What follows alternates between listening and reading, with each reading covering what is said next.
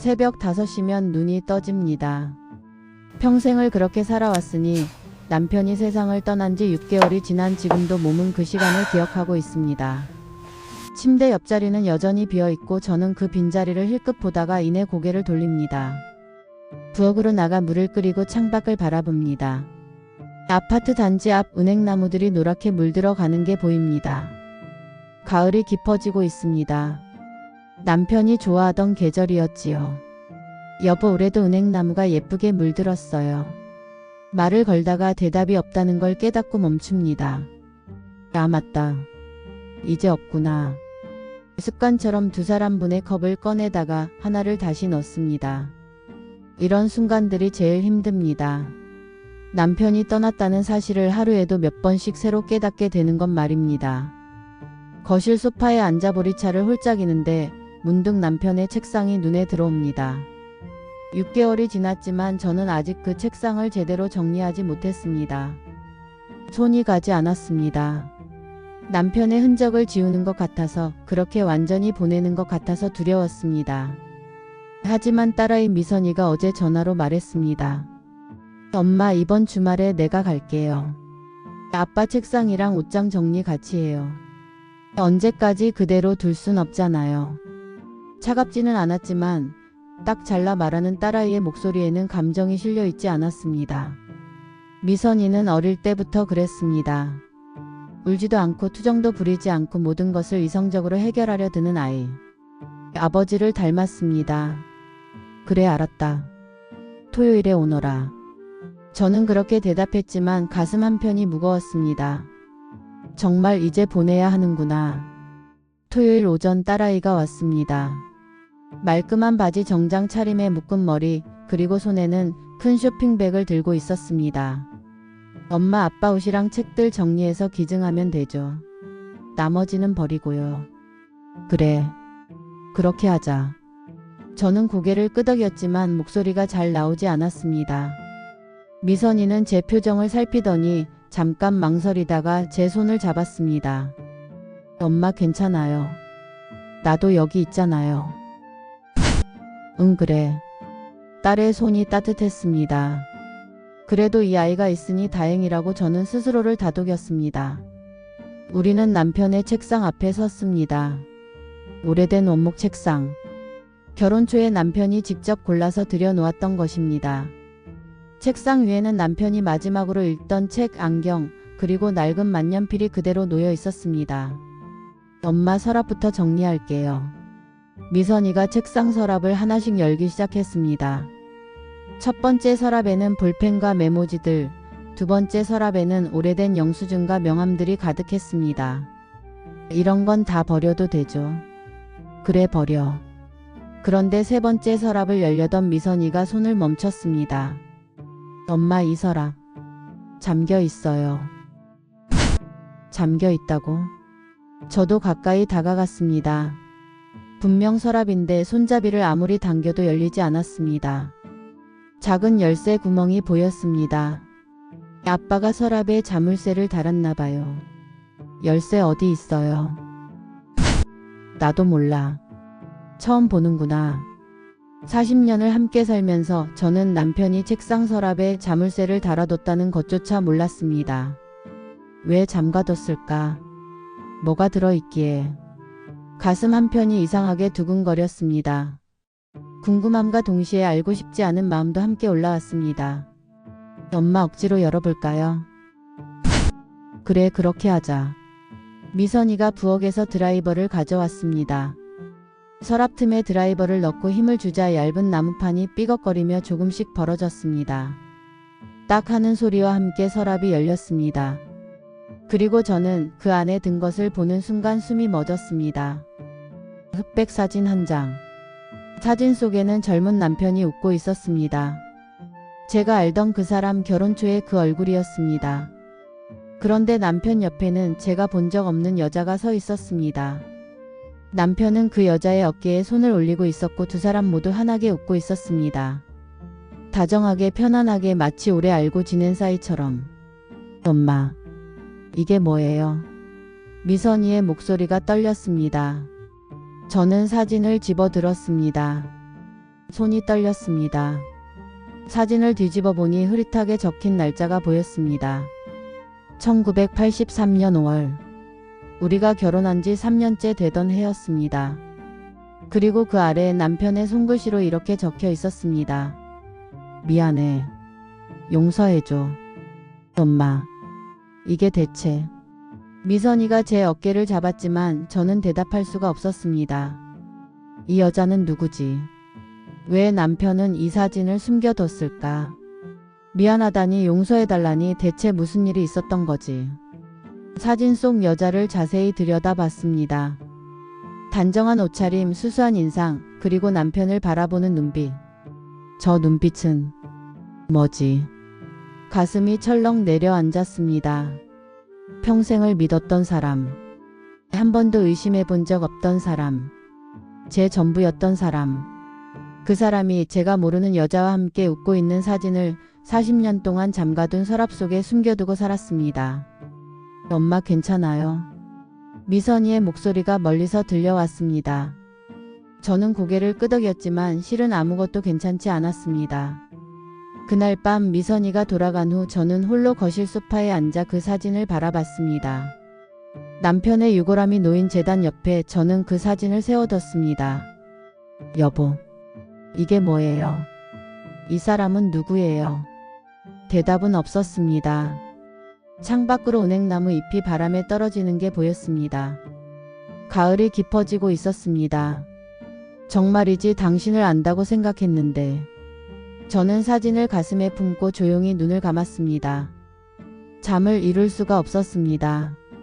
침대에 누워 천장을 바라보다가 눈을 감으면 그 사진이 떠올랐습니다. 남편의 환한 미소, 낯선 여자의 얼굴, 어깨에 올려진 남편의 손. 1983년 5월. 그때 우리는 무엇을 하고 있었을까? 기억을 더듬어 봅니다. 결혼 3년차 남편은 회사 일로 바쁘다며 주말에도 자주 나갔었고 저는 시댁 식구들 챙기랴 집안일 하랴 정신없이 살았습니다. 그리고 그 무렵 제가 첫 유산을 한 것도 그 즈음이었습니다. 가슴이 철렁했습니다. 혹시 그때 남편이 다른 여자를... 고개를 저었습니다. 아니야, 그럴 리 없어. 하지만 사진은 거짓말하지 않았습니다. 새벽 4시 결국 잠을 포기하고 일어났습니다. 거실로 나와 사진을 다시 꺼내 들었습니다. 형광등 불빛 아래서 자세히 들여다봤습니다. 사진 속 여자. 단정한 블라우스에 무릎까지 오는 치마. 짧게 자른 머리. 수수하지만 단아한 인상. 나이는 한 20대 후반쯤 되어 보였습니다. 저보다 조금 어려 보였습니다. 이 사람은 대체 누구일까? 사진을 뒤집어 또다시 글씨를 읽었습니다. 미안해. 용서해줘. 누구에게 하는 말일까요? 저에게? 아니면 사진 속 그 여자에게? 휴대전화가 울렸습니다. 딸아이 미선이었습니다. 엄마 잠 못 주무셨죠? 응, 너도? 네. 어젯밤 내내 생각했어요. 엄마 그 사진. 우리 한번 알아봐야 할 것 같아요. 알아본다니. 사진 뒷면에 날짜 있잖아요. 그때 아빠가 어디 있었는지 뭘 했는지 찾아볼 수 있을 것 같아요. 아빠 오래된 서류들, 일기장 같은 거 없어요? 저는 잠깐 망설였습니다. 정말 알고 싶은 걸까요? 알면 더 아플 것 같은데. 엄마? 알았어. 한번 찾아보자. 오늘 오후에 갈게요. 전화를 끊고 저는 남편의 서재로 향했습니다. 이 방은 남편의 공간이었습니다. 저는 청소할 때 말고는 거의 들어오지 않았습니다.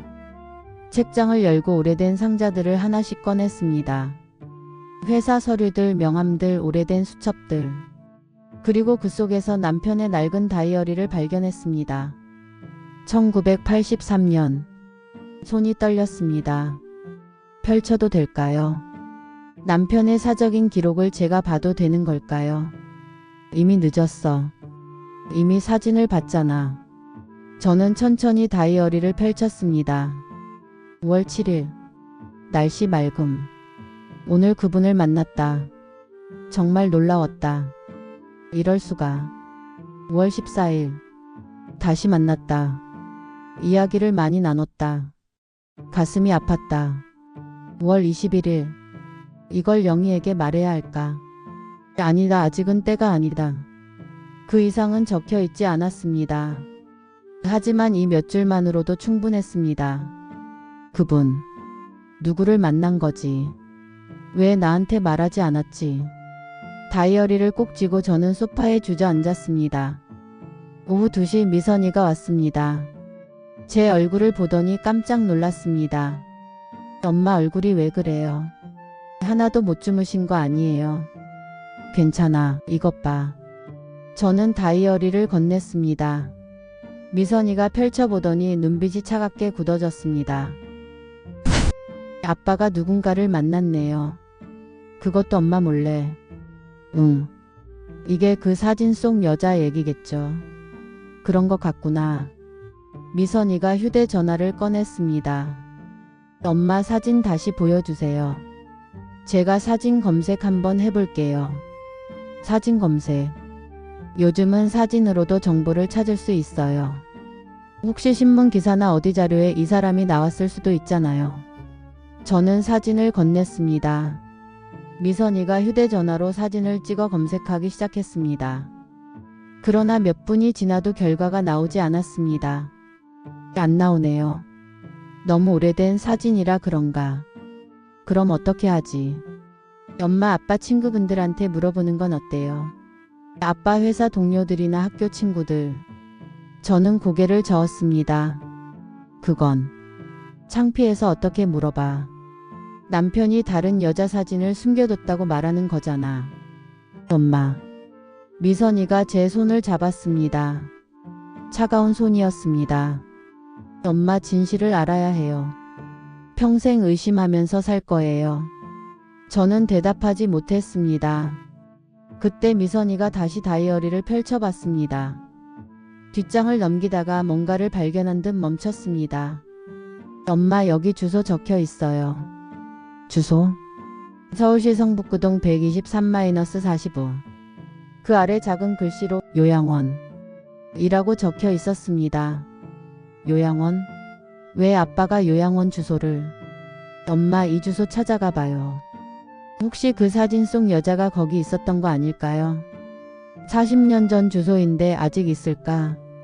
그래도 가보는 게 낫잖아요. 혹시 알아요? 뭔가 단서라도 있을지. 저는 망설였습니다. 정말 가야 할까요?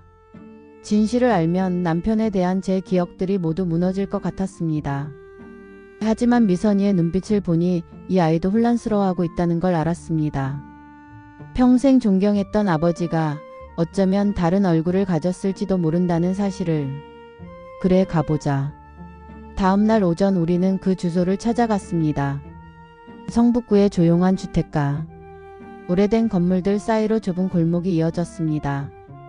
내비게이션이 가리키는 곳에 도착하자 낡은 2층 건물이 나타났습니다. 평화요양원.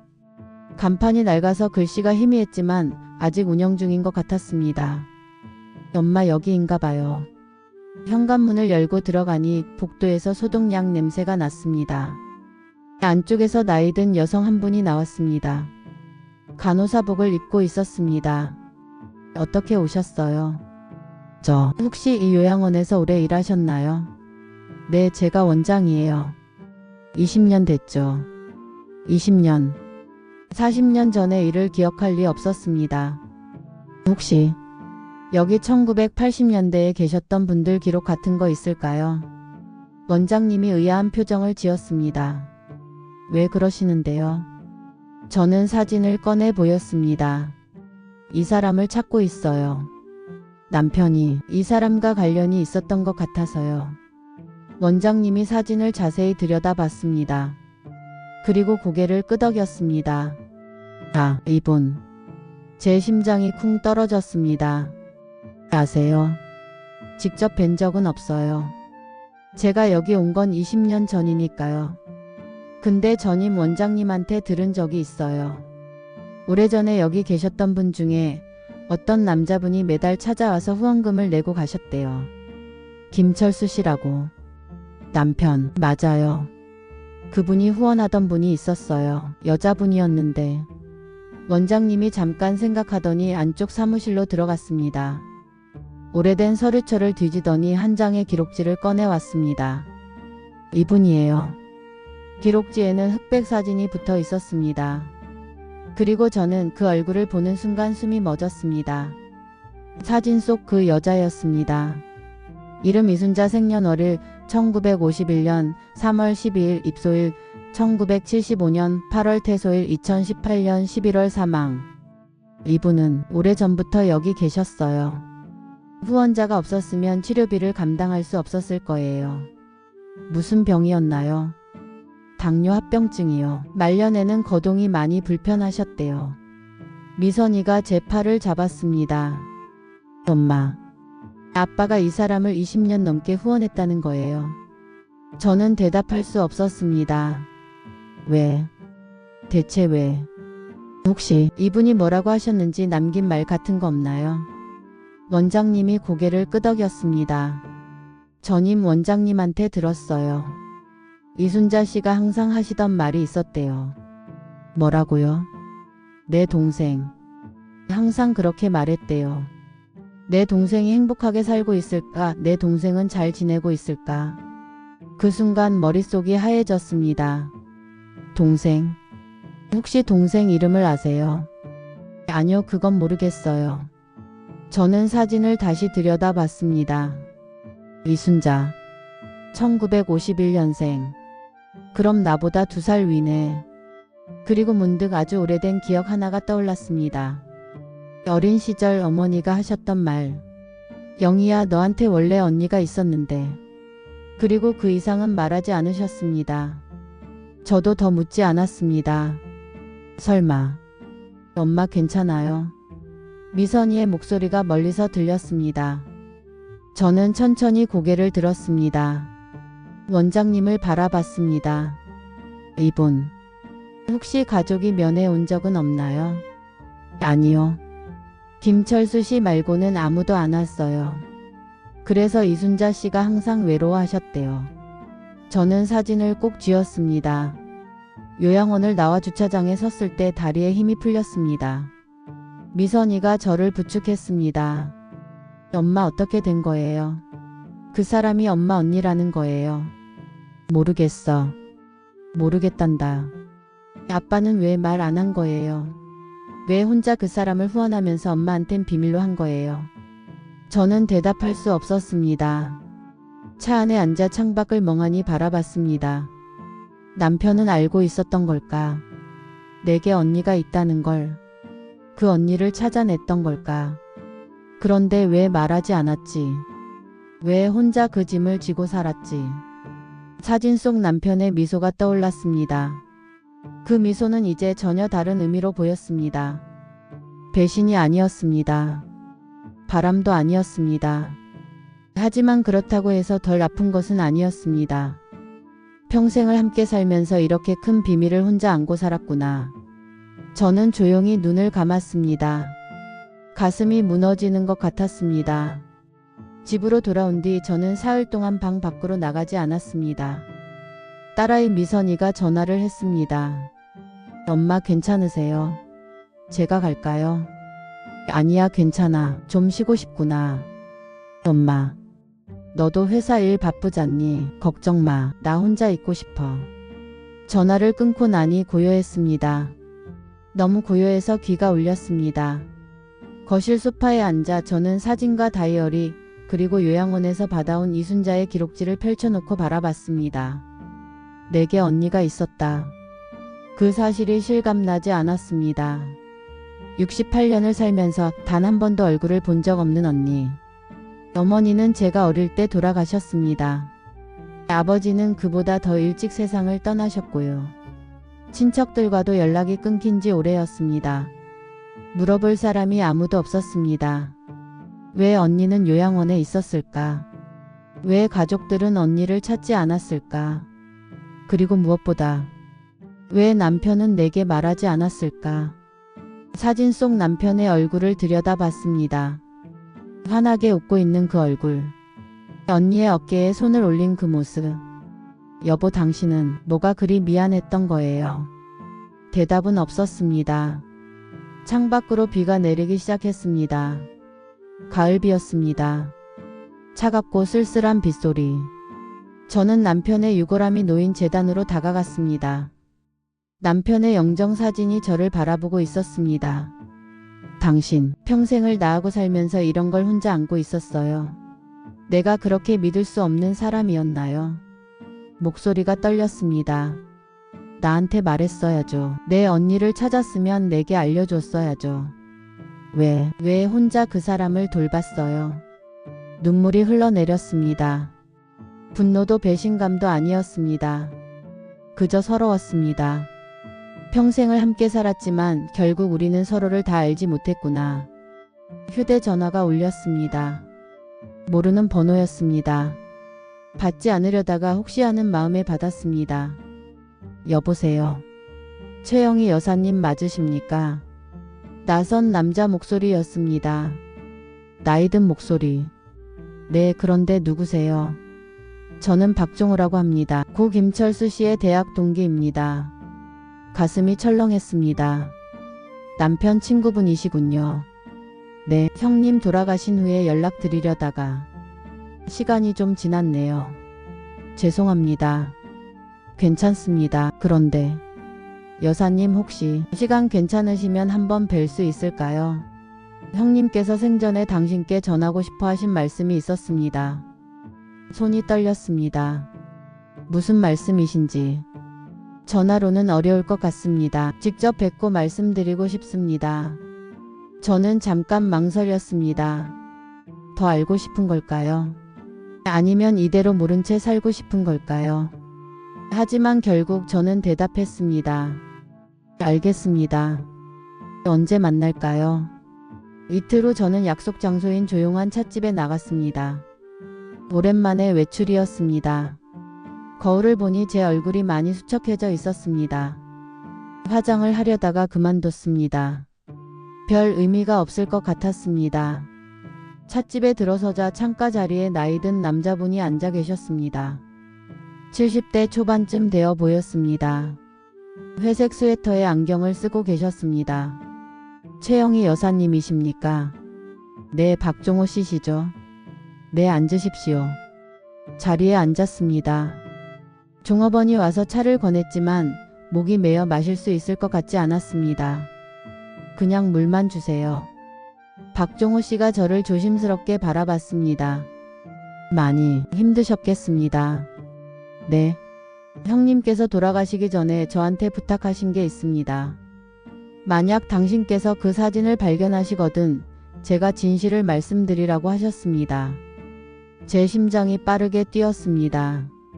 사진을 아세요? 네, 형님께서 보여주셨습니다. 그리고 모든 걸 말씀하셨죠. 그럼 이순자 씨가 누구인지 아세요? 박종호 씨가 천천히 고개를 끄덕였습니다. 네, 여사님의 친언니이십니다. 비록 예상했던 대답이었지만 직접 듣고 나니 가슴이 무너지는 것 같았습니다. 남편이 어떻게 그걸 알았죠? 우연이었습니다. 형님께서 1983년 봄에 회사 일로 성북구 쪽에 갔다가 우연히 그 요양원을 지나가셨대요. 그런데 창밖을 보니 여사님과 똑같이 생긴 여자분이 계시더래요. 그래서요. 형님이 놀라서 요양원에 들어가 물어보셨답니다. 그리고 그분이 이순자 씨라는 걸, 그리고 동생을 찾고 있다는 걸 알게 되셨죠. 동생을 찾고 있었다고요? 네, 이순자 씨는 어릴 때 가난 때문에 입양을 보내줬고 그 후로 동생을 만나지 못했답니다. 그런데 병이 생겨서 요양원에 들어가게 됐고 평생 동생을 그리워하며 살았대요. 손이 떨렸습니다. 그럼 왜 남편은 나한테 말하지 않았죠? 왜 혼자 그 사람을 돌봤어요? 박종호 씨가 한숨을 쉬었습니다. 형님께서 이순자 씨에게 물었답니다. 동생한테 연락하고 싶으냐고. 그런데 이순자 씨가 거절하셨답니다. 왜요? 동생이 이미 행복하게 결혼해서 잘 살고 있는데 자기 같은 사람이 나타나면 동생이 상처받을까봐 두렵다고 하셨답니다. 그냥 멀리서 동생이 행복한 모습만 봐도 좋다고 그러니 절대 동생한테 말하지 말아달라고 부탁하셨대요. 가슴이 찢어지는 것 같았습니다. 그래서 남편이 혼자 그 사람을 돌본 거군요. 네, 형님은 이순자 씨의 뜻을 존중하셨습니다. 그러면서도 그분을 혼자 두고 볼 수가 없어서 매달 요양원에 찾아가 후원금을 내셨던 거죠. 40년 동안. 네, 저는 물컵을 들었지만 손이 너무 떨려서 내려놓았습니다. 형님은 항상 괴로워하셨습니다. 여사님께 말씀드려야 하나 아니면 이순자 씨의 뜻을 지켜야 하나. 평생 그 사이에서 고민하셨죠. 그래서 결국 말하지 않으신 거군요. 네, 그런데 형님께서 돌아가시기 전에 제게 말씀하셨습니다. 만약 당신께서 그 사진을 발견하시면 그때는 제가 진실을 말씀드리라고요. 형님은 평생 미안해 하셨습니다. 박종우 씨가 가방에서 봉투 하나를 꺼냈습니다. 이건 형님께서 저한테 맡기신 겁니다. 여사님께 전해드리라고 하셨습니다. 봉투를 받았습니다. 봉투 겉면에는 남편의 손글씨로 제 이름이 적혀 있었습니다. 영희에게 읽어보십시오. 형님의 마음이 담겨 있습니다. 저는 봉투를 꼭 쥐었습니다. 당장 뜯어볼 용기가 나지 않았습니다. 감사합니다. 죄송합니다. 형님을 대신해서 사과드립니다. 형님이 옳은 선택을 하셨는지는 모르겠습니다만 형님은 정말 여사님만 생각하셨습니다. 박종호 씨가 일어났습니다. 더 이상은 제가 드릴 말씀이 없습니다. 천천히 읽어보십시오. 네. 박종우 씨가 나간 후 저는 한참 동안 봉투만 바라봤습니다. 찻집 창밖으로 비가 내렸습니다. 사람들이 우산을 쓰고 지나갔습니다. 여보, 당신은 참 외로웠겠어요. 봉투를 가방에 넣고 저는 찻집을 나섰습니다. 집으로 돌아와 거실 소파에 앉았습니다. 봉투를 앞에 두고 한참을 망설였습니다. 읽으면 뭐가 달라질까? 이미 다 지나간 일인데. 하지만 결국 저는 봉투를 뜯었습니다. 안에는 편지지 서너 장이 들어 있었습니다. 남편의 손글씨였습니다. 떨리는 손으로 펼쳐 읽기 시작했습니다. 영희에게 당신이 이 편지를 읽고 있다면 나는 이미 당신 곁에 없을 것입니다. 먼저 미안하다는 말을 하고 싶습니다. 평생을 함께 살면서 이렇게 큰 비밀을 숨기고 살았던 것이 미안합니다. 1983년 봄 나는 우연히 당신의 친언니 이순자 씨를 만났습니다. 당신과 똑같은 얼굴을 보고 깜짝 놀랐습니다. 그리고 그분이 평생 당신을 그리워하며 살아왔다는 것을 알게 됐습니다. 당신에게 말해야 할까 정말 많이 고민했습니다. 하지만 이순자 씨가 간곡히 부탁했습니다. 동생에게는 절대 말하지 말아달라고. 동생이 상처받을까봐, 동생의 행복한 삶이 흔들릴까봐 두렵다고 했습니다. 나는 고민 끝에 그분의 뜻을 존중하기로 했습니다. 그리고 대신 그분을 돌보기로 했습니다. 당신의 언니니까요. 내가 돌보지 않으면 누가 돌보겠습니까? 영희, 나는 당신을 속인 게 아닙니다. 다만 당신을 지키고 싶었습니다. 당신이 상처받는 것을, 당신이 슬퍼하는 것을 보고 싶지 않았습니다. 하지만 이제 와서 생각해보니 그것도 잘못이었던 것 같습니다. 당신에게 진실을 말했어야 했습니다. 그래야 당신도 언니를 만날 수 있었을 텐데. 이순자 씨도 동생을 만나고 싶어 했을 텐데. 미안합니다. 정말 미안합니다. 나는 평생 당신만 사랑했습니다. 그 사실만은 의심하지 말아주세요. 사랑합니다, 영희. 당신의 남편 김철수. 편지를 다 읽고 나니 눈물이 멈추지 않았습니다. 분노도 원망도 아니었습니다. 그저 슬펐습니다. 여보, 당신 혼자 얼마나 힘들었어요. 나한테 말했으면 됐잖아요. 언니를 만나지 못한 것. 남편이 평생 혼자 그 짐을 짊어진 것. 그리고 모든 것이 이미 너무 늦어버린 것. 저는 편지를 가슴에 안고 조용히 울었습니다. 창밖으로 비가 계속 내렸습니다. 편지를 읽은 다음 날 저는 다시 그 요양원을 찾아갔습니다. 이번에는 혼자였습니다. 딸아이에게도 말하지 않았습니다. 이건 제가 혼자 해야 할 일 같았습니다. 요양원 문을 열고 들어서니 지난번에 봤던 원장님이 반갑게 맞아주셨습니다. 어머, 또 오셨어요. 네, 혹시 이순자 씨가 남긴 물건 같은 거 있을까요? 일기장이나 편지 같은 것들요. 원장님이 잠깐 생각하더니 고개를 끄덕였습니다. 있긴 있어요. 돌아가시고 나서 유품을 정리했는데 가족이 없어서 그냥 보관하고 있었거든요. 볼 수 있을까요? 물론이죠. 잠깐만 기다리세요. 원장님이 안쪽으로 들어가더니 작은 상자 하나를 들고 나왔습니다. 낡은 종이 상자였습니다. 이게 전부예요. 많지 않아요. 상자를 받아들었습니다. 생각보다 가벼웠습니다. 한 사람의 평생이 이렇게 작은 상자 하나에 담긴다는 게 가슴 아팠습니다. 여기서 보셔도 되고 가져가셔도 돼요. 가져가도 될까요? 그럼요. 가족이시잖아요. 가족. 그 말이 가슴에 박혔습니다. 평생 한 번도 만나지 못한 언니. 이제야 가족이라고 불리는 사이. 감사합니다. 집으로 돌아와 상자를 거실 테이블 위에 놓았습니다. 한참을 바라보다가 천천히 뚜껑을 열었습니다. 상자 안에는 낡은 옷 몇 벌, 작은 손거울, 빛바랜 사진 몇 장, 그리고 두툼한 노트 한 권이 들어 있었습니다. 노트를 꺼냈습니다. 표지가 너덜너덜했습니다.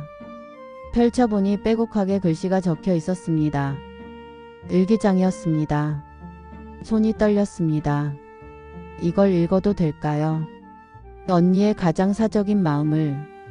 하지만 이제 언니는 없어. 그리고 나는 알고 싶어. 첫 장을 펼쳤습니다. 1975년 8월 15일. 오늘 이곳에 들어왔다. 다리가 아파서 더 이상 혼자 살 수가 없었다. 이제 어떻게 살아야 할지 모르겠다. 하지만 무엇보다 마음이 아픈 것은 이제 영희를 볼 수 없다는 것이다. 제 이름을 보는 순간 숨이 멎었습니다. 언니가 나를 알고 있었구나. 다음 장을 넘겼습니다. 1975년 9월 3일. 영희가 잘 살고 있는지 궁금하다. 내가 입양 보내진 후 가족들은 영희만큼은 잘 키웠을까? 영희는 공부를 잘했으니까 좋은 학교에 갔을 것이다. 나는 영희 얼굴도 기억나지 않는다. 내가 떠날 때 영희는 겨우 3살이었으니까. 하지만 엄마를 닮았다면 예뻤을 것이다. 눈물이 흘러내렸습니다. 언니는 저를 기억했습니다. 3살밖에 안 됐던 저를. 다시 장을 넘겼습니다. 1983년 5월 10일. 오늘 놀라운 일이 있었다. 김철수라는 남자분이 찾아오셨다. 그분 말로는 길을 지나가다가 창밖으로 나를 봤는데 자기 부인과 똑같이 생겼다고 했다. 부인 이름을 물으니 최영희라고 하셨다. 영희. 내 동생 이름. 놀라서 물었다. 그 영희가 최씨 집안으로 시집 갔냐고. 그랬더니 그렇다고 하셨다. 내 동생이었다. 내 동생 영희였다. 가슴이 터질 것 같았습니다. 그분한테 부탁했다. 영희한테는 절대 말하지 말아달라고. 영희는 지금 행복하게 살고 있는데 나 같은 사람이 나타나면 영희가 놀랄 것이고 상처받을 것이라고. 그분은 망설이셨지만 결국 약속하셨다. 대신 나를 돌봐주시겠다고 하셨다. 고맙다. 정말 고맙다. 하지만 나는 영희를 만날 수 없다는 게 너무 슬프다. 노트를 무릎 위에 올려놓고 저는 한참을 울었습니다. 언니. 언니도 나를 만나고 싶었구나. 얼마나 지났을까. 눈물이 마르고 나서 다시 일기를 읽기 시작했습니다. 1985년 7월 20일. 김철수 씨가 또 오셨다. 매달 찾아오신다. 그리고 영희 이야기를 들려주신다. 영희가 딸을 낳았다고 한다. 이름은 미선이라고. 영희가 엄마가 됐다니. 내가 이모가 됐다니. 사진을 보여주셨다. 영희가 아기를 안고 있었다. 정말 행복해 보였다. 나는 사진을 한참 바라봤다. 영희 얼굴을. 영희는 엄마를 많이 닮았다. 그리고 나도 조금 닮았다. 보고 싶다. 정말 보고 싶다. 하지만 참아야 한다. 1990년 11월 5일 김철수 씨가 오셔서 말씀하셨다. 영희가 요즘 시댁 일로 힘들어한다고. 시어머니와 사이가 좋지 않다고. 내가 걱정하니까 김철수 씨가 웃으셨다. 영희는 강한 사람이라고 잘 이겨낼 거라고 하셨다. 그래, 우리 영희는 강하다. 어릴 때부터 그랬으니까. 나보다 훨씬 강했으니까. 1995년 3월 1일 오늘 창밖을 보는데 어떤 여자가 길을 지나갔다. 뒷모습이 영희 같았다.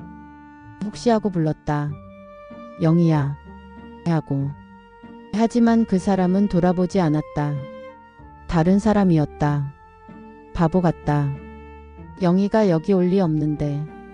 페이지마다 제 이름이 있었습니다. 언니는 평생 저를 생각하며 살았습니다. 2005년 6월 18일 김철수 씨가 오늘도 오셨다. 20년 넘게 한 달도 빠지지 않고 오신다. 형님 왜 이러세요? 제가 영희 언니인데 동생한테 말하면 안 됩니까? 하고 물었다. 김철수 씨가 슬픈 얼굴로 대답하셨다. 이제 와서 말하면 영희가 더 괴로워할 것 같습니다. 왜 진작 말하지 않았느냐고, 왜 언니를 혼자 뒀느냐고 저를 원망할 겁니다.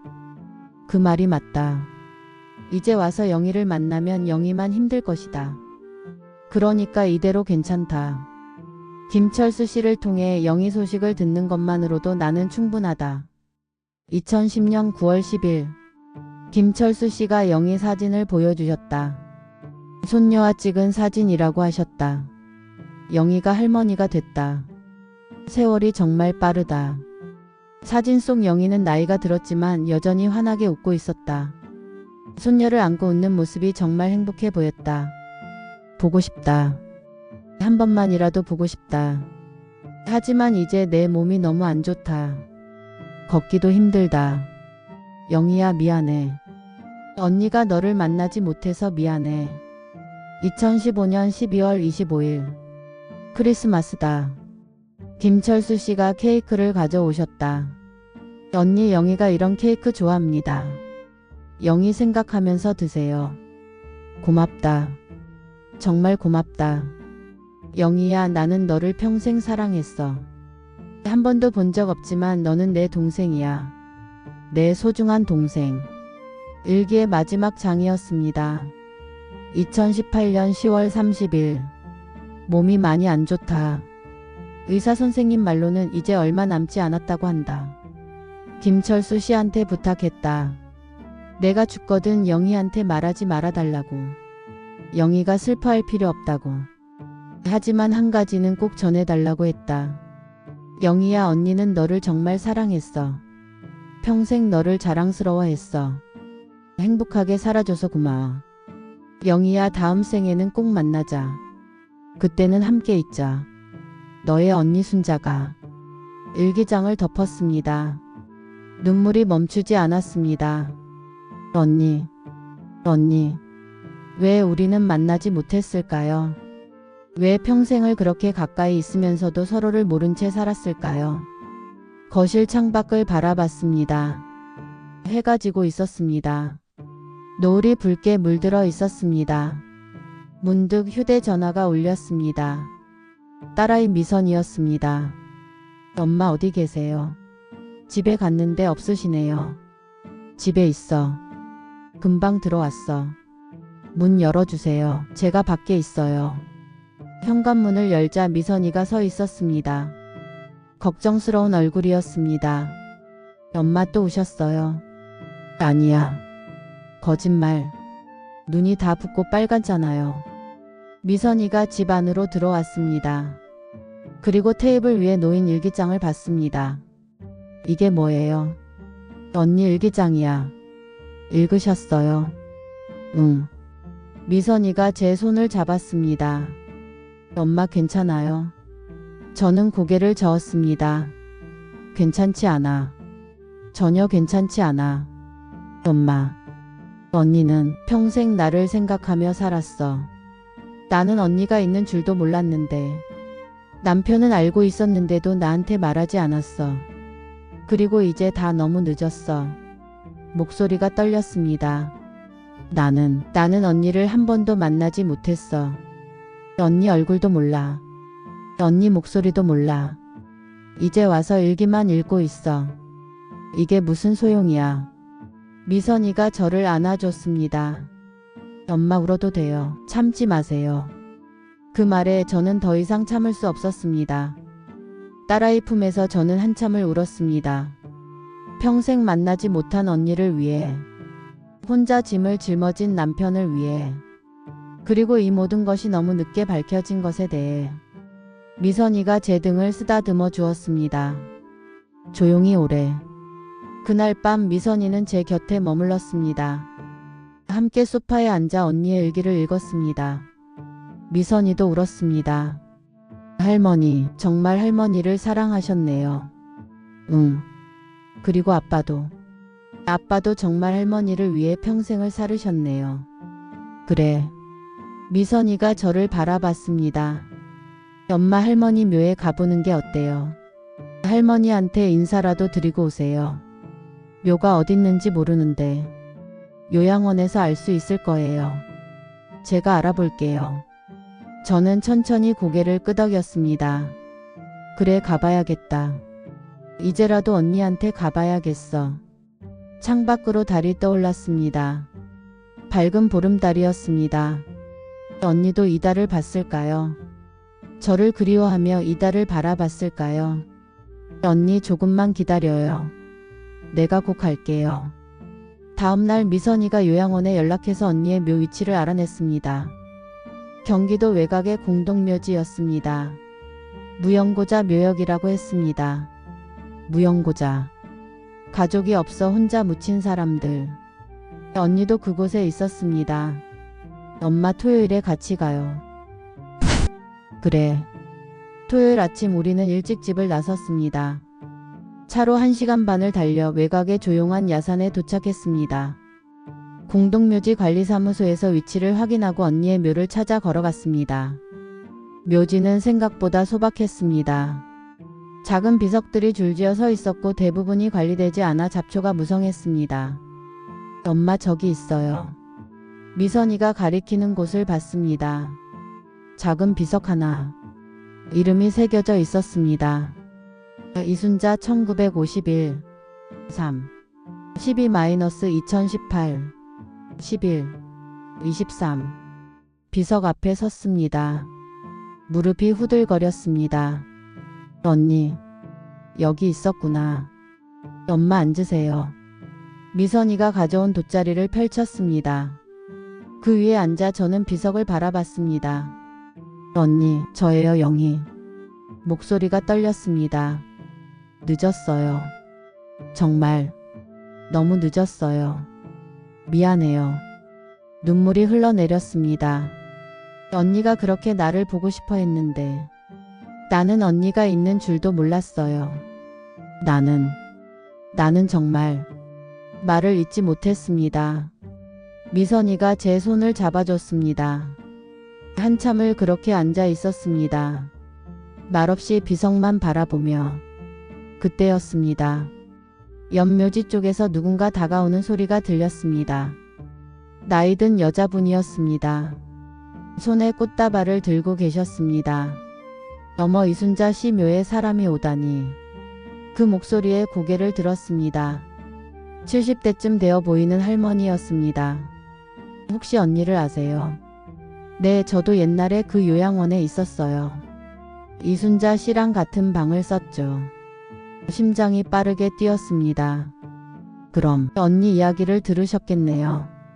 많이 들었죠. 이순자 씨가 맨날 동생 얘기만 하셨으니까요. 영희 씨라고 맞죠? 네, 제가 영희예요. 할머니가 놀란 얼굴로 저를 바라봤습니다. 어머나, 정말요? 이순자 씨 동생이세요? 네, 뒤늦게 알았어요. 할머니가 천천히 고개를 끄덕였습니다. 이순자 씨가 당신을 정말 보고 싶어 하셨어요. 돌아가시기 직전까지도 당신 이름을 불렀어요. 가슴이 찢어지는 것 같았습니다. 혹시 언니가 무슨 말씀하신 거 기억나세요? 할머니가 잠깐 생각하더니 입을 열었습니다. 한 가지 이상한 말을 하셨어요. 이상한 말이요. 네, 돌아가시기 며칠 전에 제 손을 꼭 잡으시면서 그러셨어요. 영희한테 미안하다. 내가 언니 노릇을 못해줘서 미안하다고요. 그리고 엄마 아빠가 나한테 영희를 지키라고 했는데 나는 그러지 못했다고 하셨어요. 엄마 아빠가 언니를 지키라고? 무슨 뜻이에요 그게? 할머니가 난처한 표정을 지었습니다. 저도 잘 모르겠어요. 이순자 씨가 그때 의식이 흐릿했거든요. 근데 한 가지 더 말씀하신 게 있어요. 뭐라고요? 영희는 모를 거라고, 자기가 왜 떠났는지 영희는 절대 모를 거라고. 그게 다행이라고 하셨어요. 머릿속이 복잡해졌습니다. 왜 떠났는지? 언니가 입양 간 게 아니었나? 혹시 언니가 왜 요양원에 들어가게 됐는지 아세요? 글쎄요. 자세히는 모르는데 원래 다른 곳에 살다가 갑자기 요양원으로 온 거라고 들었어요. 몸이 안 좋아서요. 다른 곳이요? 네, 어디였더라? 아, 맞다. 부산이었던 것 같아요. 부산에서 올라왔다고 했어요. 부산? 엄마. 미선이가 제 팔을 잡았습니다. 혹시 친정 어머니가 부산 출신 아니었어요? 그 말에 정신이 번쩍 들었습니다. 맞아, 어머니가 부산 출신이셨어. 할머니, 혹시 언니가 부산에서 뭐 하셨는지 아세요? 자세히는 모르는데 어떤 집에서 살았다고 했던 것 같아요. 가정부로 일하셨나? 가정부. 부산. 머릿속에 아주 오래된 기억 하나가 떠올랐습니다. 어린 시절 어머니가 울면서 하셨던 말. 순자야, 엄마가 미안하다. 내가 희생해줘서 영희가 학교에 갈 수 있었어. 그때는 무슨 말인지 이해하지 못했습니다. 순자가 누군지도 몰랐고요. 하지만 이제 설마 할머니, 언니가 가족을 위해 뭔가를 했나요? 할머니가 조심스럽게 고개를 끄덕였습니다. 이순자 씨가 한 번은 그러셨어요. 자기가 가족들한테 돈을 보냈다고. 동생 학비를 보냈다고. 온몸에 전율이 흘렀습니다. 그럼 내가 학교에 갈 수 있었던 건 언제까지요? 언제까지 돈을 보내셨어요? 글쎄요, 정확히는 모르겠지만 오래 보내셨대요. 그러다가 몸이 안 좋아져서 일을 못하게 됐고 그때 요양원으로 오신 거라고. 저는 비석을 바라봤습니다. 이순자. 언니가 나를 위해. 엄마 괜찮으세요? 미선이의 목소리가 멀리서 들렸습니다. 모든 것이 선명해졌습니다. 언니는 입양 간 게 아니었습니다. 언니는 저를 위해 희생한 것이었습니다. 어린 나이에 집을 떠나 부산에서 가정부로 일하며 번 돈을 가족들에게 보냈습니다. 제 학비를 위해 제가 공부할 수 있도록. 그러다 몸이 아파 더 이상 일을 할 수 없게 되자 가족들은 언니를 요양원에 보냈습니다. 그리고 저는 아무것도 몰랐습니다. 언니. 비석 앞에 무릎을 꿇었습니다. 언니 미안해요. 나는 정말 몰랐어요. 엄마. 나는 언니 덕분에 공부했어요. 언니 덕분에 대학 갔어요. 언니 덕분에 좋은 사람 만나서 결혼했어요. 내 모든 게 언니 덕분이었어요. 목소리가 터져 나왔습니다. 근데 나는 언니가 있는 줄도 몰랐어요. 언니가 나를 위해 희생한 줄도 몰랐어요. 나는 말을 잇지 못하고 저는 그대로 주저앉았습니다. 미선이가 제 등을 감싸 안았습니다. 엄마, 할머니 잘못이 아니에요. 아니야. 내가 알았어야 했어. 물어봤어야 했어. 할머니가 조용히 말했습니다. 이순자 씨는 당신이 모르는 게 다행이라고 하셨어요. 당신이 죄책감 느낄까봐 그게 제일 무서웠다고. 그 말에 저는 더 이상 울 수조차 없었습니다. 한참 후 정신을 추스르고 일어났습니다. 할머니는 옆 묘지에 꽃을 놓고 이미 떠나셨습니다. 미선이가 차에서 꽃을 가져왔습니다. 우리가 준비해온 국화였습니다. 비석 앞에 꽃을 놓고 저는 한참을 그 자리에 앉아 있었습니다. 언니, 이제라도 알았어요. 언니가 나한테 뭘 해줬는지. 미안해요. 그리고 고마워요. 이제 언니는 더 이상 혼자가 아니에요. 내가 자주 올게요. 매달 올게요. 바람이 불었습니다. 국화꽃이 흔들렸습니다. 엄마 이제 가요. 응. 일어서려는데 미선이가 무언가를 주워들었습니다. 엄마 이거. 비석 뒤쪽에 작은 봉투가 놓여 있었습니다. 비닐로 쌓여 있어서 비를 맞아도 괜찮게 보관되어 있었습니다. 이게 뭐지? 봉투를 열자 안에 편지 한 장이 들어 있었습니다. 그리고 편지 위에는 이렇게 적혀 있었습니다.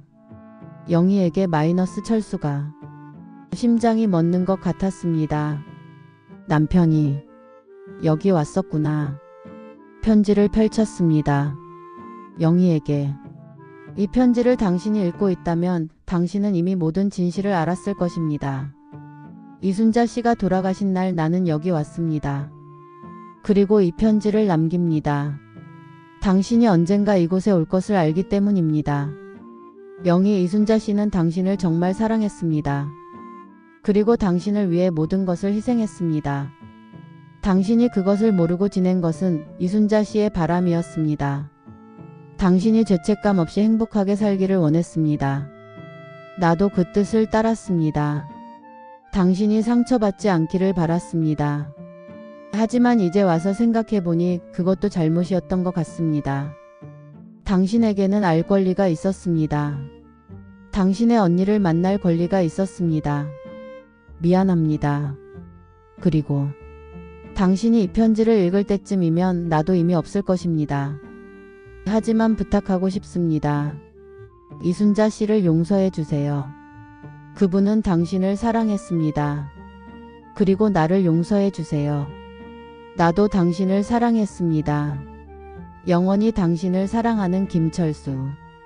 편지를 다 읽고 저는 그대로 주저앉았습니다. 미선이가 제 어깨를 감싸 안았습니다. 우리는 그렇게 언니의 묘 앞에서 한참을 울었습니다. 바람이 불고 나뭇잎이 떨어지고 해가 기울었습니다. 그리고 모든 것이 너무 늦었습니다. 집으로 돌아온 뒤 저는 아무것도 할 수 없었습니다.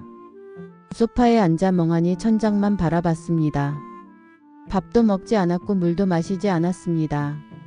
미선이가 걱정스러운 얼굴로 제 옆에 앉았습니다. 엄마 뭐라도 드세요. 배가 안 고파. 그래도 좀 드셔야죠. 나중에. 미선이가 한숨을 쉬었습니다. 엄마 할머니 잘못이 아니에요. 알아. 할머니는 몰랐던 거예요. 안다니까. 하지만 머리로 아는 것과 마음으로 받아들이는 것은 달랐습니다. 나는 언니 덕분에 모든 걸 가졌어. 대학 학비, 결혼 자금, 아이 키울 때 쓴 돈. 그 모든 것이 어디서 났는지 저는 한 번도 깊이 생각해 본 적이 없었습니다. 부모님이 주신 거라고 그냥 그렇게만 생각했습니다. 하지만 진실은 달랐습니다. 언니가 부산에서 가정부로 일하며 번 돈. 언니가 자신의 몸을 혹사하며 모은 돈. 그 돈으로 저는 학교를 다녔고 꿈을 꿨고 행복을 찾았습니다. 나는 언니의 희생 위에 서 있었던 거야. 가슴이 무너져 내렸습니다. 그날 밤 잠을 이룰 수 없었습니다. 어린 시절 기억들이 떠올랐습니다. 초등학교 입학식 날 새 가방을 메고 신나했던 저. 중학교에 합격했을 때 어머니가 웃으며 축하해 주시던 모습. 대학 입학 통지서를 받고 기뻐했던 순간. 그 모든 순간들 뒤에 언니가 있었습니다. 언니는 어디선가 몸이 아픈 채로 일하고 있었고 저는 그것도 모른 채 웃고 있었습니다. 나는 얼마나 잔인한 사람이었나. 눈물이 흘러내렸습니다. 자리에서 일어나 거실로 나갔습니다. 남편의 유골함이 놓인 제단 앞에 섰습니다. 여보, 당신은 알고 있었죠? 언니가 나한테 뭘 해줬는지. 내가 언니 덕분에 모든 걸 가졌다는 것을. 그래서 당신이 언니를 돌본 거죠. 내가 모르는 걸 당신은 알고 있었으니까. 목소리가 떨렸습니다. 당신도 참 외로웠겠어요. 나한테 말할 수도 없고 혼자 그 비밀을 안고 살아야 했으니까. 남편의 영정사진이 저를 바라보고 있었습니다. 온화하게 웃는 얼굴. 근데 여보 나는 이제 어떻게 살아야 해요? 대답은 없었습니다. 언니한테 미안하고 당신한테도 미안하고 나는 더 이상 말을 잇지 못하고 저는 그 자리에 주저앉았습니다. 다음날 아침 미선이가 출근하기 전에 제 방에 들어왔습니다. 엄마 오늘 하루만 쉬고 내일 병원 가요. 상담이라도 받으셔야 할 것 같아요. 괜찮아. 괜찮지 않아요. 엄마 이틀째 아무것도 안 드시잖아요. 먹기 싫어서 그래. 엄마. 미선이가 다급하게 제 손을 잡았습니다. 엄마 제발요. 할머니 잘못이 아니라니까요. 알아. 그럼 왜 이러세요? 저는 천천히 고개를 들었습니다. 미선아, 엄마가 너한테 해준 게 뭐 있니? 엄마 갑자기 왜 그러세요? 엄마는 너를 키우면서 내가 너한테 뭘 해줬는지 생각해 봤어. 밥 해주고 공부시키고 학교 보내고. 그런데 그게 다 내 돈이 아니었어. 언니 돈이었어. 엄마. 언니가 나한테 학비를 대줬고 그 돈으로 내가 좋은 사람 만나서 결혼했고 그래서 너를 낳았어. 그럼 너한테 해준 것도 결국은 언니가 한 거잖아. 엄마 그게 무슨. 나는 아무것도 아니었어. 언니의 희생이 없었으면 나는 아무것도 할 수 없었어. 미선이가 제 어깨를 잡았습니다. 엄마 그렇게 생각하지 마세요. 사실이잖아. 아니에요. 할머니는 엄마를 위해 희생하셨지만 그건 할머니의 선택이었어요. 엄마가 강요한 게 아니잖아요. 하지만 그리고 엄마는 그 희생을 헛되게 하지 않았어요. 엄마는 열심히 공부했고 좋은 사람 만났고 나를 낳았고 나를 잘 키웠어요. 그게 할머니가 원했던 거예요. 저는 고개를 저었습니다. 나는 몰랐어. 아무것도 몰랐어. 그래서 더 괴로우신 거 알아요. 하지만 엄마 이제 알았잖아요. 이제라도 할머니한테 보답할 수 있잖아요. 뭘로? 이미 다 늦었는데. 미선이가 잠깐 망설이더니 조심스럽게 말했습니다. 엄마 제 생각인데 할머니 묘를 이장하는 건 어때요? 이장? 네, 그 외진 곳 말고 좀 더 좋은 곳으로. 그리고 할아버지 묘 옆에 모시는 거예요. 제 심장이 쿵 떨어졌습니다. 남편 옆에. 언니를? 그럼 할머니가 할아버지랑 함께 계실 수 있잖아요. 할아버지가 그렇게 오래 할머니를 돌봤는데 이제는 옆에서 쉬시게 해드리는 거예요. 눈물이 흘러내렸습니다. 그래, 그래야겠다. 엄마. 미선아 고맙다. 미선이가 저를 꼭 안아줬습니다. 그날 오후 저는 오랜만에 방에서 나왔습니다. 부엌으로 가서 물을 마시고 빵 한 조각을 먹었습니다. 입맛은 없었지만 억지로라도 먹어야 할 것 같았습니다. 거실 창밖을 바라봤습니다. 은행나무 잎이 거의 다 떨어져 있었습니다. 겨울이 오고 있었습니다. 휴대전화를 들고 박종호 씨에게 전화를 걸었습니다. 몇 번의 신호음 후에 전화가 연결됐습니다. 여보세요. 박종호 씨 저 영희예요. 아 여사님 어떻게 지내십니까? 혹시 시간 되시면 한 번 더 뵐 수 있을까요? 물론이죠. 언제가 좋으십니까? 내일 괜찮으세요? 네 괜찮습니다. 다음날 저는 다시 그 찻집에 나갔습니다. 박종호 씨가 먼저 와 계셨습니다. 여사님 많이 힘드셨겠습니다. 네. 자리에 앉았습니다. 이번에는 따뜻한 차를 주문했습니다. 박종호 씨 혹시 남편이 언니에 대해 더 말한 게 있나요? 박종호 씨가 천천히 고개를 끄덕였습니다. 있습니다. 형님께서 돌아가시기 전에 제게 하신 말씀이 있어요. 뭐라고요? 형님이 그러셨습니다. 나는 평생 두 사람을 사랑했다. 내 아내 영희와 영희의 언니 순자. 한 사람은 내 반려자였고 한 사람은 내가 지켜야 할 가족이었다고요. 가슴이 뭉클했습니다. 그리고 형님이 가장 후회하시는 게 뭔지 아십니까? 뭔가요? 두 사람을 만나게 해드리지 못한 것이라고 하셨습니다. 이순자 씨가 거부했지만 그래도 형님이 더 강하게 설득했어야 했다고 그게 제일 후회된다고 하셨어요. 저는 찻잔을 들었습니다. 손이 떨렸습니다. 형님은 정말 괴로워하셨습니다. 여사님한테 진실을 말해야 할까, 이순자 씨의 뜻을 지켜야 할까. 평생 그 사이에서 방황하셨어요. 그랬군요. 그래도 형님은 끝까지 두 분을 다 사랑하셨습니다. 그게 형님이 선택한 길이었어요. 박종우 씨가 가방에서 작은 상자를 꺼냈습니다. 이건 형님께서 이순자 씨한테 드렸던 선물들이에요. 이순자 씨가 돌아가신 후에 요양원에서 제가 받아왔습니다. 여사님께 드리라고 하셨거든요. 상자를 받았습니다. 열어보니 작은 물건들이 들어 있었습니다. 손수건, 양말, 모자, 장갑. 모두 새 것이었습니다. 형님이 매달 이순자 씨한테 드렸던 거예요. 이순자 씨는 한 번도 쓰지 않으셨대요. 너무 아까워서요. 그냥 간직만 하셨대요. 눈물이 흘러내렸습니다. 언니, 여사님, 형님과 이순자 씨는 둘 다 여사님을 사랑했습니다. 그 사실만은 의심하지 마세요. 고맙습니다. 집으로 돌아와 저는 언니의 유품 상자와 남편이 드렸던 선물 상자를 나란히 놓았습니다. 그리고 그 앞에 앉아 한참을 바라봤습니다. 우리는 왜 이렇게 살았을까? 서로를 사랑하면서도 서로에게 말하지 못했던 것들. 서로를 위한다며 서로를 멀리했던 선택들. 그리고 결국 만나지 못한 채 끝나버린 관계. 이게 사랑이었을까? 창밖으로 비가 내리기 시작했습니다. 겨울비였습니다. 차갑고 무거운 빗소리.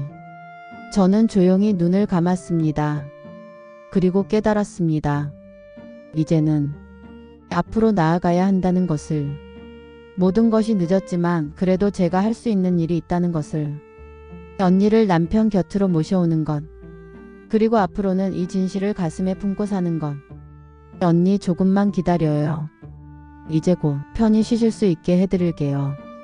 한 달이 걸렸습니다. 이장 허가를 받고 묘지를 준비하고 모든 절차를 마치는데 한 달이 걸렸습니다. 그 한 달 동안 저는 매주 언니의 묘를 찾아갔습니다. 혼자 혹은 미선이와 함께 묘 앞에 앉아 이야기했습니다.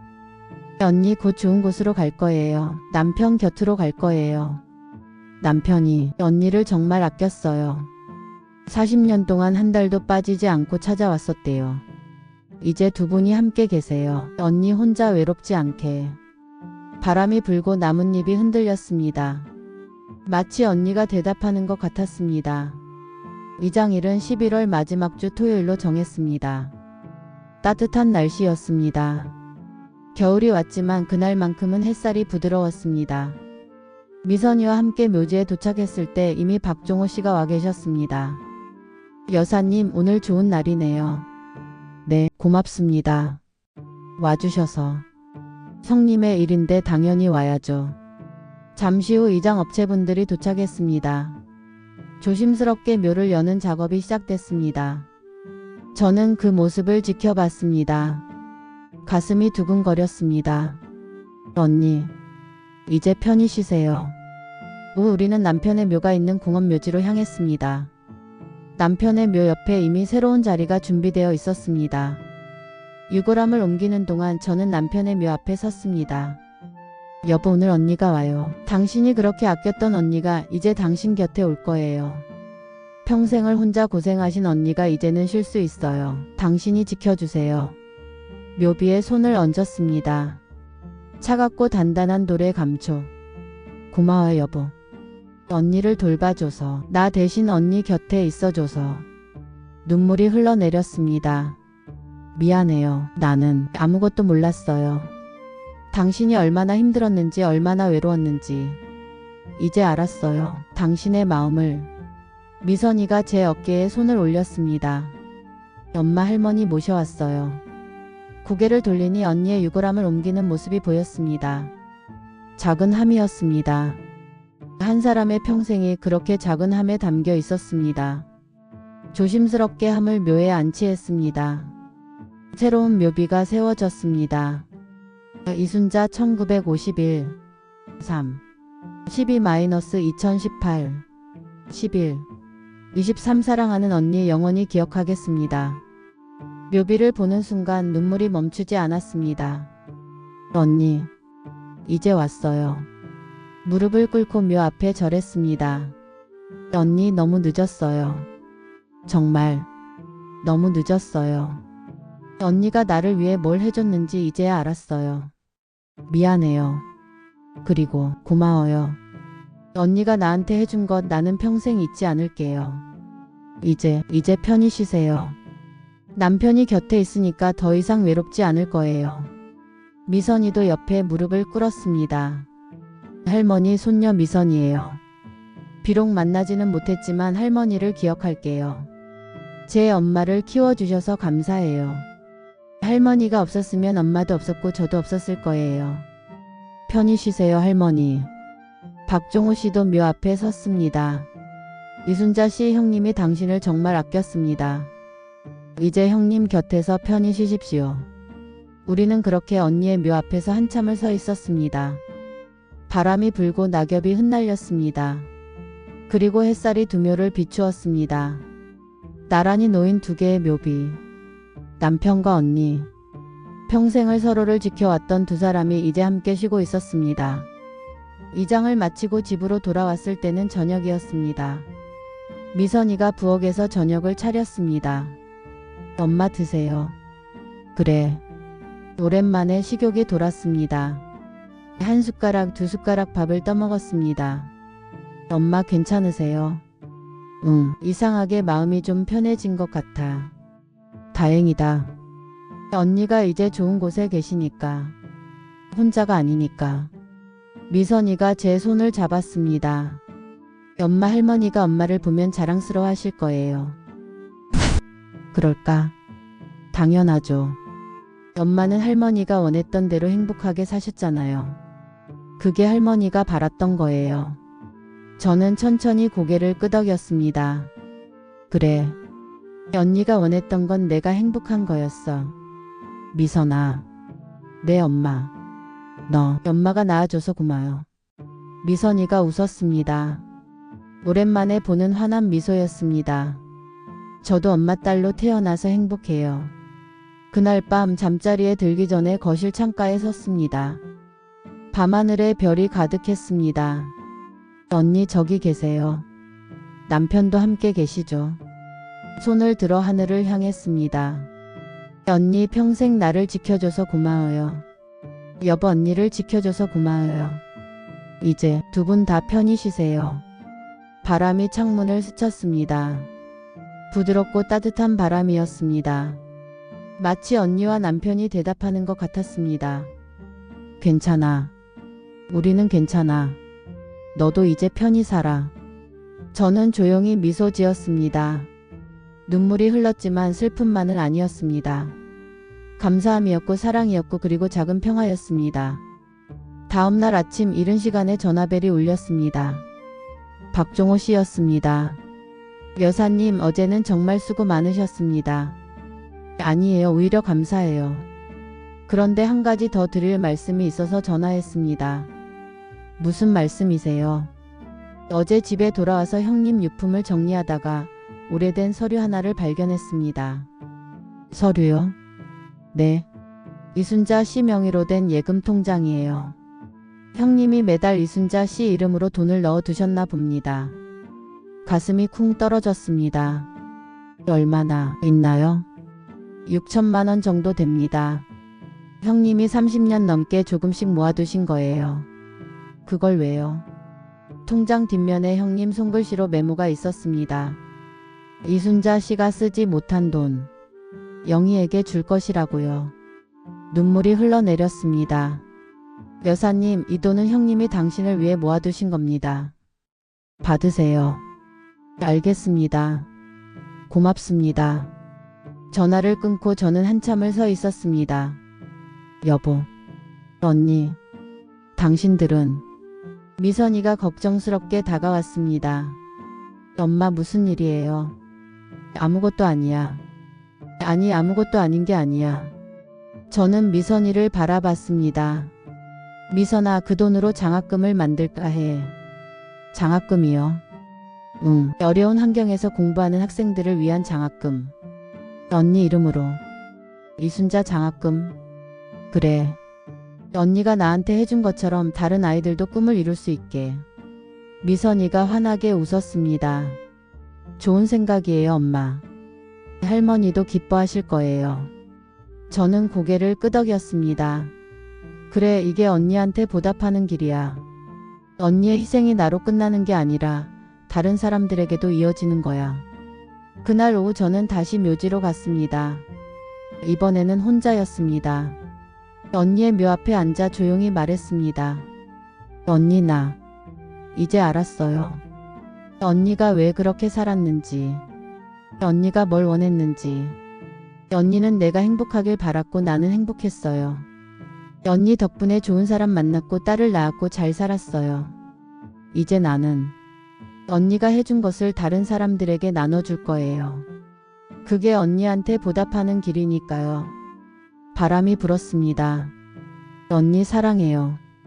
평생 사랑할게요. 그리고 여보. 연묘를 바라봤습니다. 당신도 사랑해요. 평생 나를 지켜줘서 언니를 지켜줘서 고마워요. 이제 두 분이 함께 계시니까 나는 편한 마음으로 살 수 있을 것 같아요. 묘비에 손을 얹었습니다. 차갑지만 따뜻했습니다. 우리는 이렇게 함께 있는 거야. 해가 서쪽으로 기울었습니다. 노을이 붉게 물들었습니다. 아름다운 석양이었습니다. 저는 그 노을을 바라보며 조용히 미소 지었습니다. 모든 것이 늦었지만 그래도 괜찮았습니다. 이제라도 알았으니까. 이제라도 함께 할 수 있으니까. 우리는 가족이야. 영원히. 1년이 지났습니다. 계절이 바뀌고 또 바뀌고 다시 가을이 왔습니다. 아파트 단지 앞 은행나무가 노랗게 물들었습니다. 작년 이맘때처럼 올해도 똑같이. 저는 창가에 서서 그 나무를 바라봤습니다. 작년에는 이 나무를 보며 남편을 그리워했습니다. 그리고 아무것도 몰랐습니다. 올해는 다릅니다.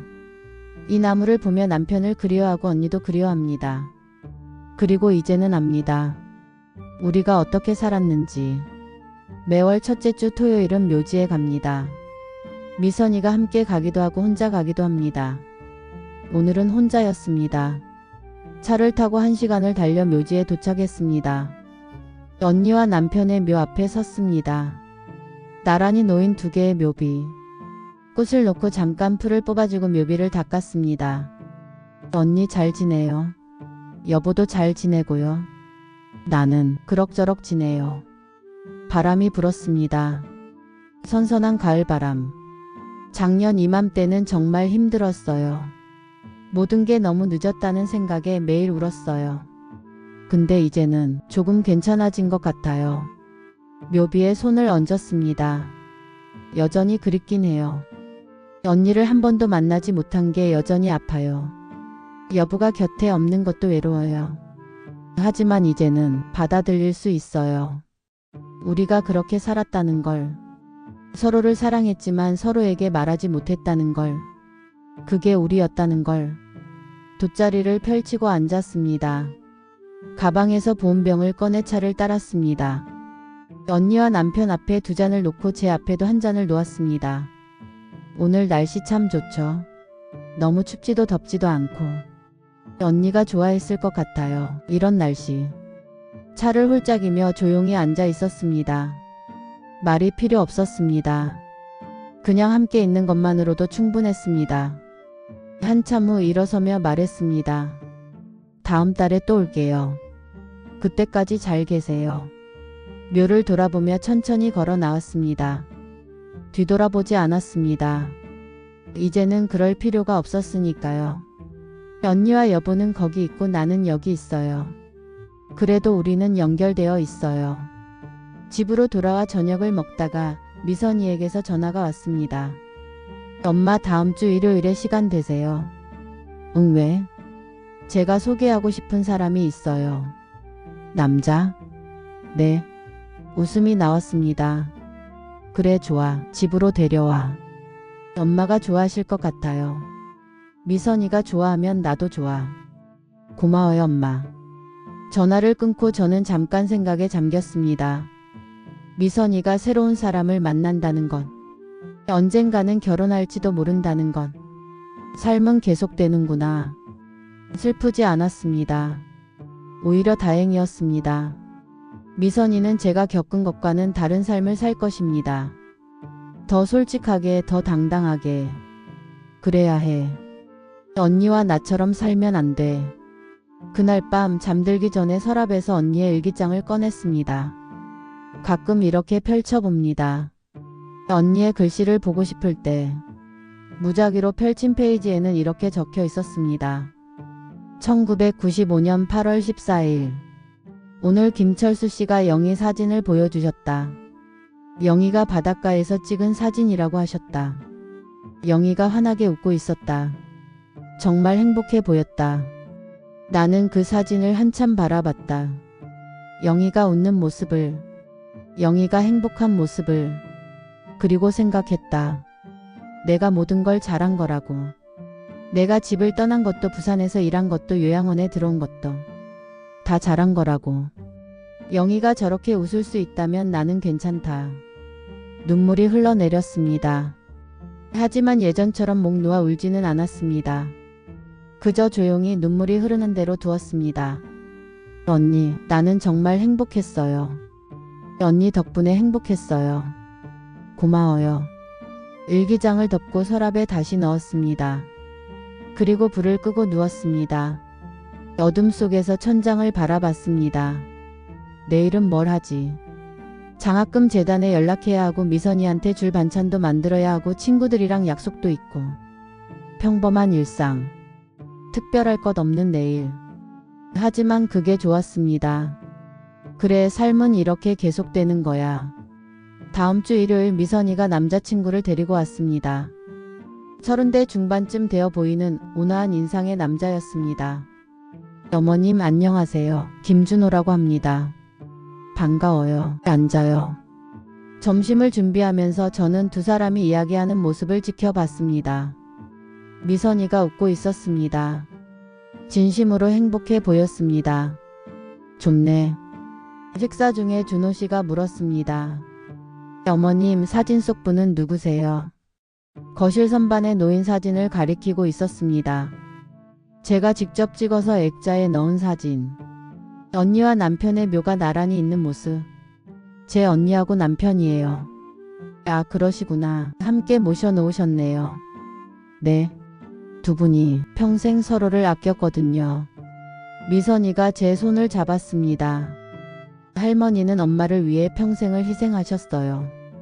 그리고 아빠는 할머니를 평생 돌봐주셨고요. 그런 사연이 있으셨군요. 준호 씨가 고개를 숙였습니다. 두 분 모두 대단하신 분들이셨네요. 그래요. 정말 대단한 분들이죠. 저는 사진을 바라봤습니다.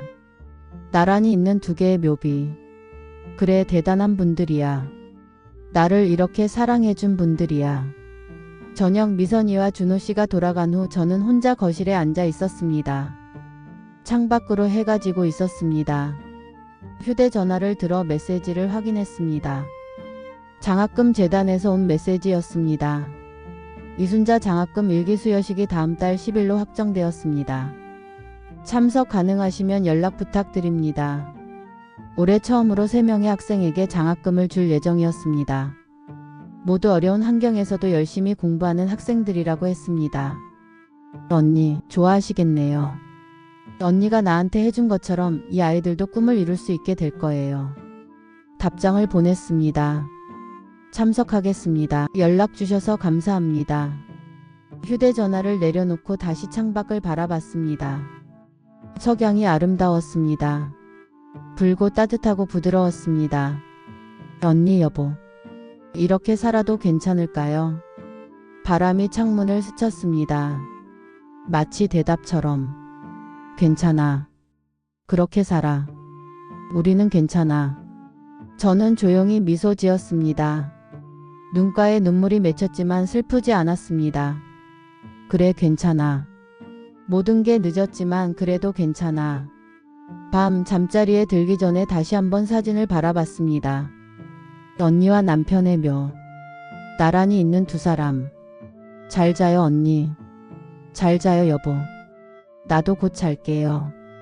불을 끄고 누웠습니다. 어둠이 내렸습니다. 하지만 무섭지 않았습니다. 나는 혼자가 아니야. 언니도 있고 여보도 있고 미선이도 있어. 우리는 가족이야. 눈을 감았습니다. 그리고 천천히 잠에 빠져들었습니다.